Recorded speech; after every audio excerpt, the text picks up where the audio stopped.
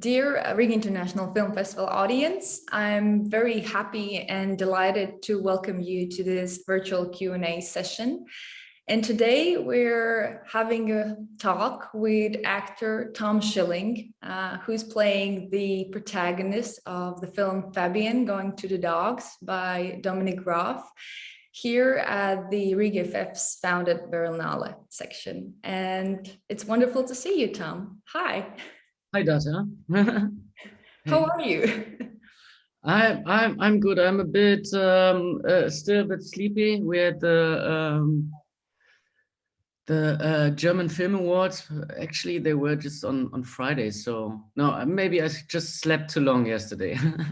Yeah, we were also meeting in very early hours. Yeah, at this moment. Yeah, but we can straightly jump in to talk about the film. And I was curious to know your thoughts on the main character, Fabian, as this observer, yet very ironic one. And he's the one who's waiting for the victory of decency. How you can characterize Fabian in your own words and how you approach him as an actor. How can I characterize him? Well, as you said, he's this observer. I mean, speaking quite general, he's a young man who grew up in Dresden, and he came to Berlin in order to become a writer. But he ended up in an advertising company. So he is an advertiser. He has to do advertising for a cigarette company. And he's quite unhappy with that job. So, but he has a very good friend. His name is Labuda, and together with this young lad, they stroll around the Berlin nightlife and is looking for, I think, some maybe the big love in his life, maybe so for some truth, maybe he's looking for something for I don't know what. Maybe he doesn't know either. And yeah, and then he coincidentally meets someone who he thinks could be the person that changes his life. And apart from that, he's a young man who is not really feeling comfortable in the time he lives, because politically there are a lot of changes and not to the better from his perspective.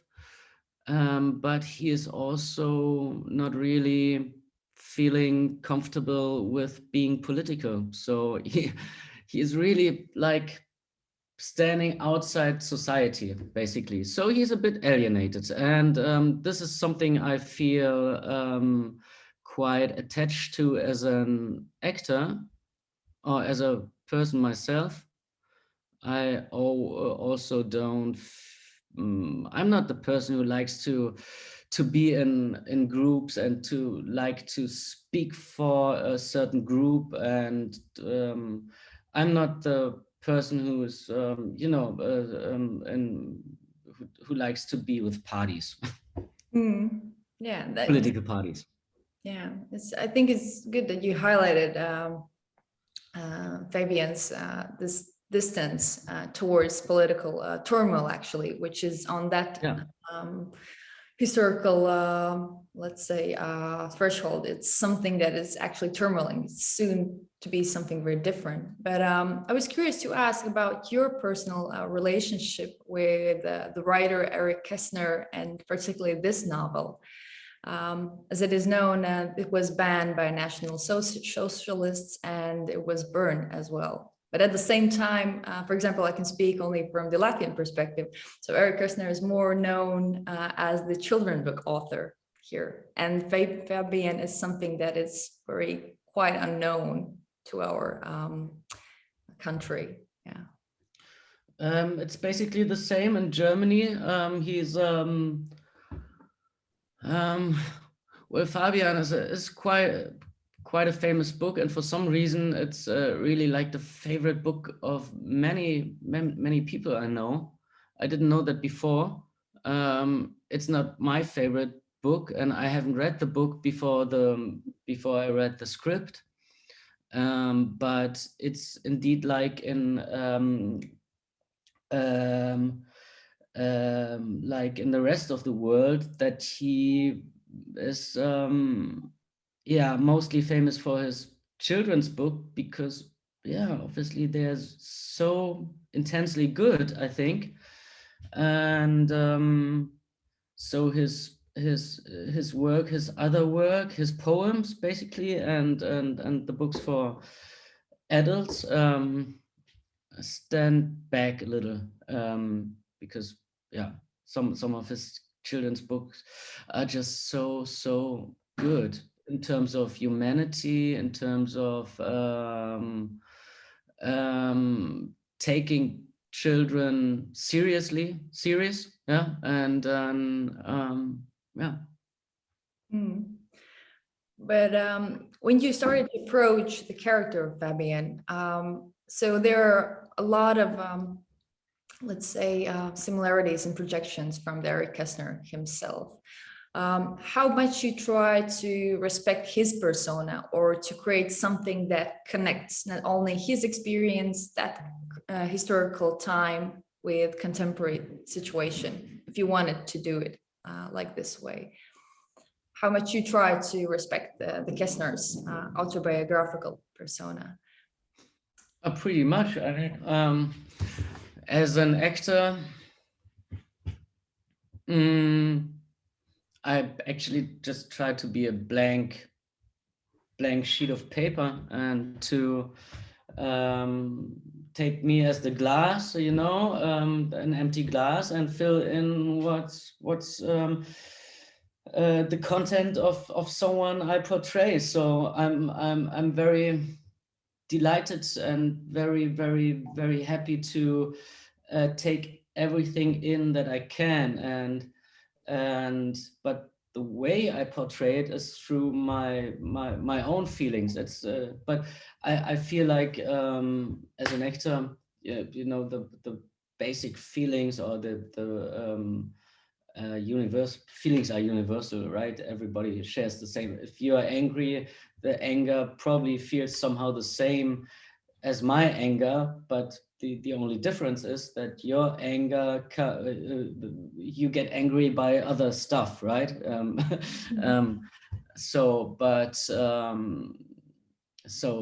These are my feelings, but it's Eric Kästner's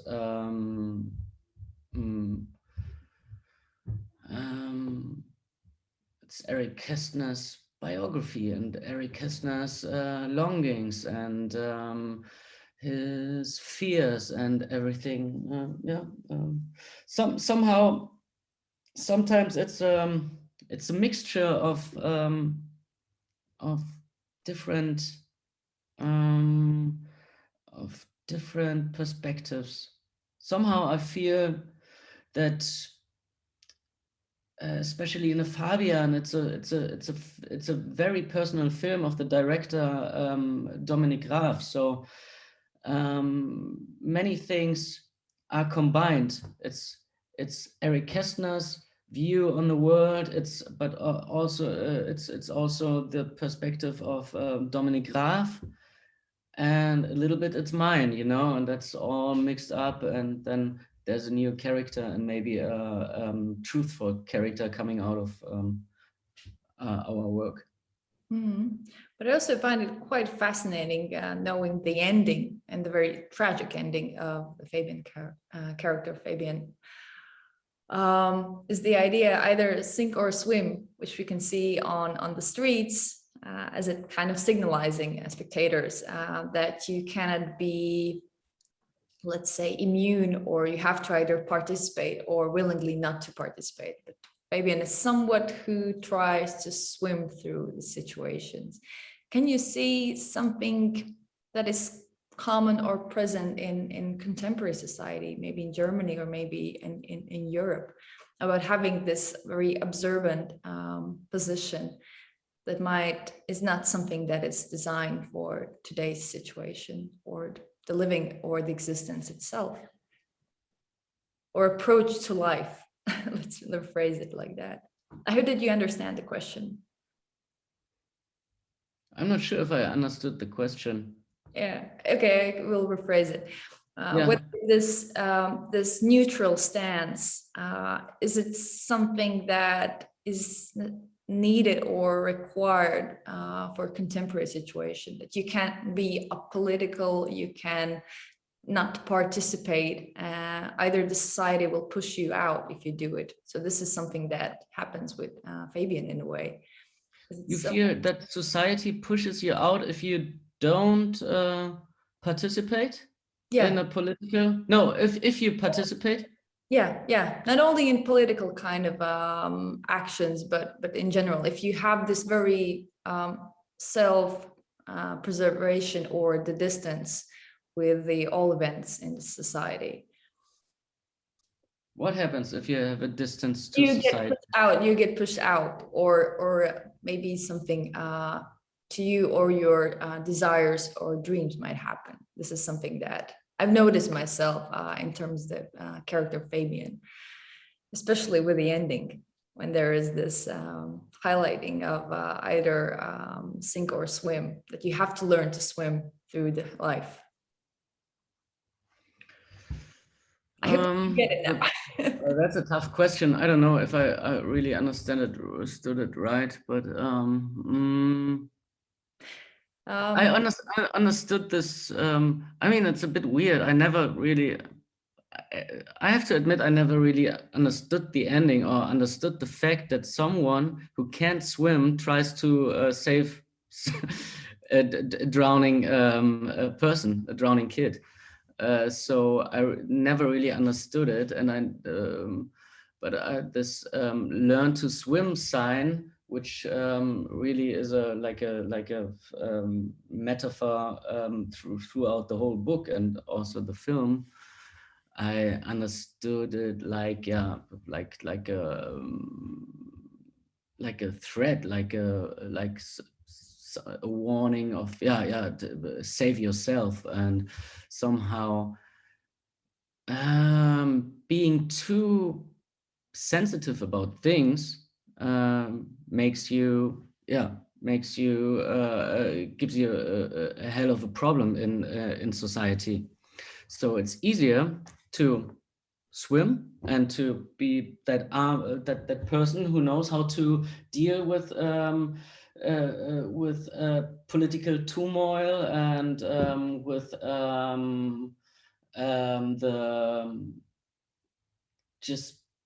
the destructive character of the world as it is, and to not take it too personal, and not take it to make you suffer too much.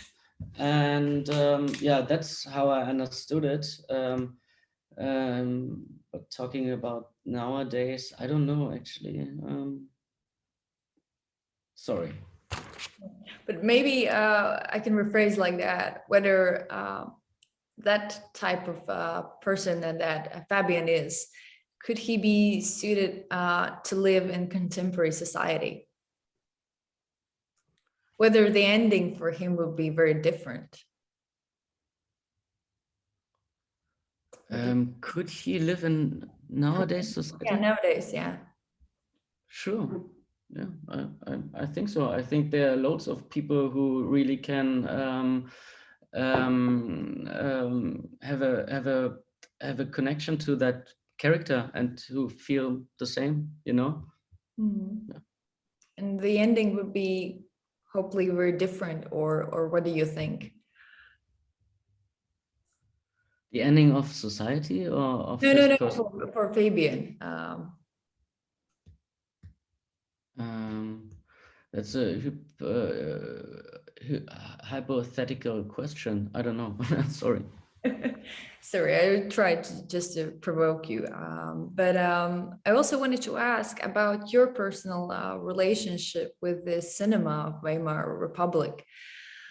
As it is a very crucial not only background, but the environment within the film and the textures and the references in Graf's direction. Whether you were maybe younger or maybe at this moment where you're attached to this era of a 20th cinema, and how do you think the character of Cornelia and her path is somewhat also having the similarity with the contemporary situation, as we know. Yeah. So it's a combined question. Yeah.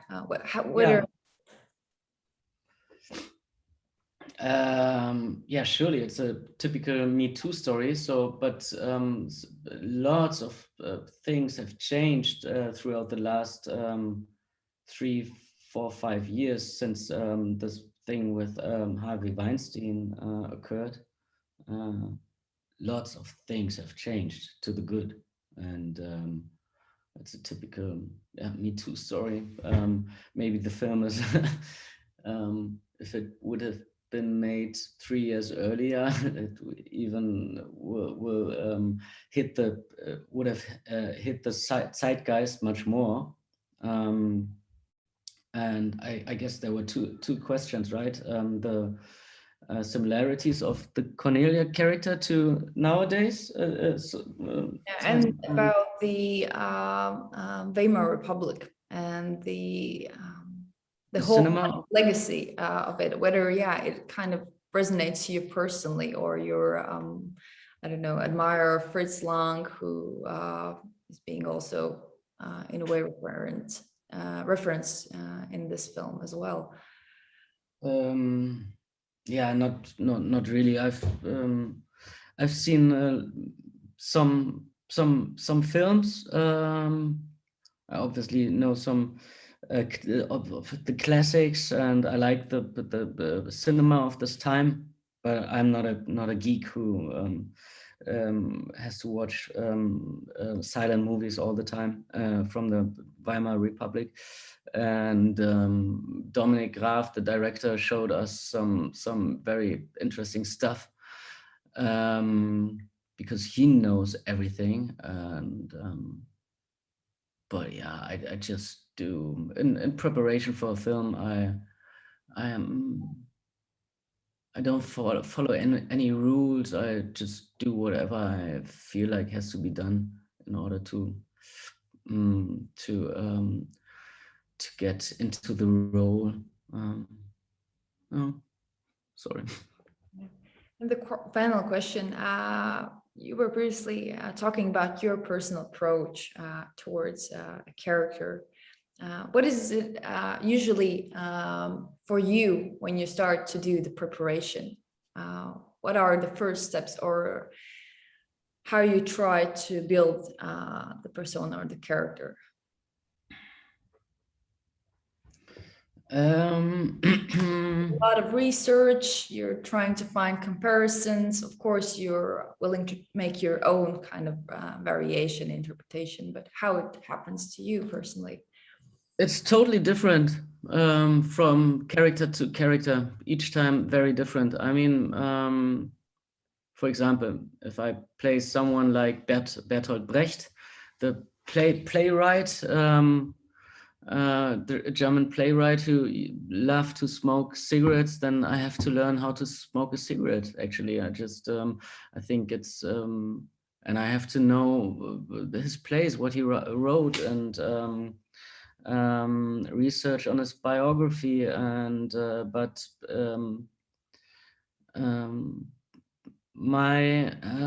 but what I find really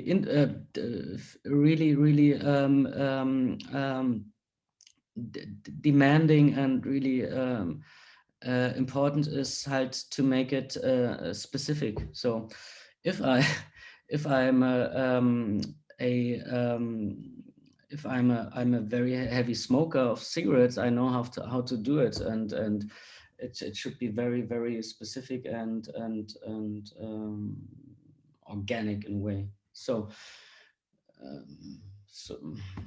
if I'm playing someone who sits in a wheelchair, I have to really, really know how it feels to be in a wheelchair on a bus or in a street, and feel like how people react to me. So that's how I basically do my preparation to do what the character is doing. And in terms of Fabian, it's a bit different because he's a very he's an intellectual, so everything is basically in his head. He's a writer, and that is something you cannot really express. That is something that you don't have to learn or make it specific. That it's just when the audience follows you and sees you on screen, they have to either to believe that these thoughts that he expresses are really in my head or not. But with film and camera, I think the main difference to the theater is that the camera really can detect your thoughts. I don't have to do much apart from really think and feel what the character is feeling. So for this character, for this role, I didn't have to really to do a lot of preparation. I think Dominik Graf, he said once to me that he needed me for this role, and if I wouldn't had wanted to play the character, he would not have done the film. That's what he said to me. Yeah. I see. But unfortunately, Tom, we're running out of time. We have to end the talk very soon. Is there something that you wanted to add, or I didn't ask, that you might think is crucial for this supplementary context of the film? No, actually not, because to be honest, I always have a bit of a uncertainty, and